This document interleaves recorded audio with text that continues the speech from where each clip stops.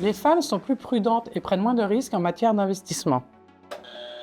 Non, je pense que c'est la même chose que pour les hommes. Pas du tout mon sentiment. Non, j'ai eu des collaboratrices gérantes qui étaient des grandes risk-takers. Une équipe mixte de gérants est plus performante qu'une équipe composée uniquement d'hommes et uniquement de femmes.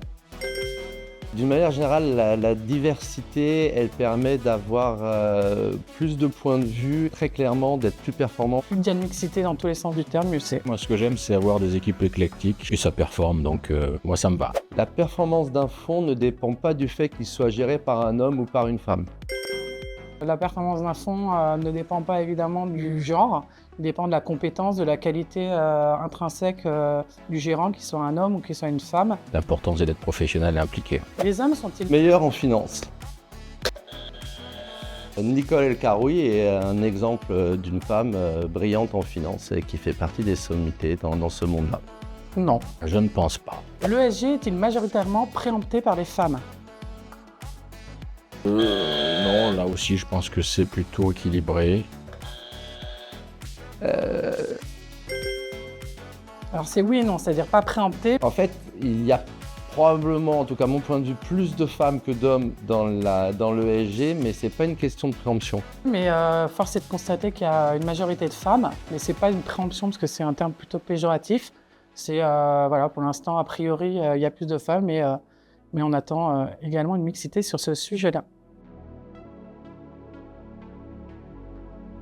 Aujourd'hui, si nous regardons les chiffres, dans les professionnels de l'investissement en France, 29% sont des femmes.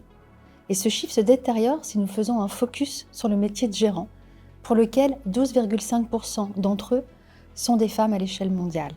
Ostrom est à ce titre beaucoup mieux positionné, puisque nous avons plus de 36% de femmes dans les équipes de gestion. Même si c'est largement au-dessus de la moyenne, nous n'y sommes pas encore et nous souhaitons progresser. Alors si le secteur financier en est là, c'est notamment parce que notre héritage culturel a introduit un biais de genre dont le secteur financier pâtit aujourd'hui.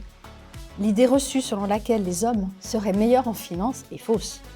Elle repose sur des perceptions historiques, notamment sur le fait que dans le passé, les garçons obtenaient généralement de meilleurs résultats en mathématiques à l'école. Il y a d'autres facteurs culturels qui ont également joué un rôle déterminant.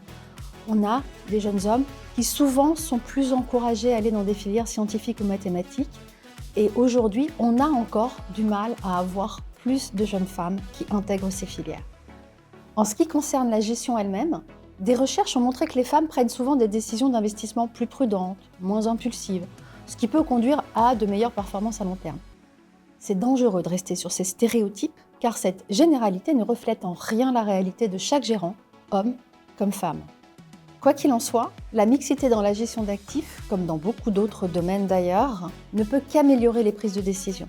Quand je parle de mixité, je ne me restreins pas à la mixité de genre, mais à toute forme de mixité, y compris celle des soft skills, des hard skills, qui permet de partager nos différentes façons de penser et ainsi d'enrichir nos prises de décision. Enfin, s'agissant de l'ESG, les chiffres varient selon les études, mais il y a plus souvent de femmes. Et cela est expliqué par une plus grande sensibilité aux enjeux sociaux, environnementaux. Et ce serait là encore un stéréotype que de rester sur cette idée-là.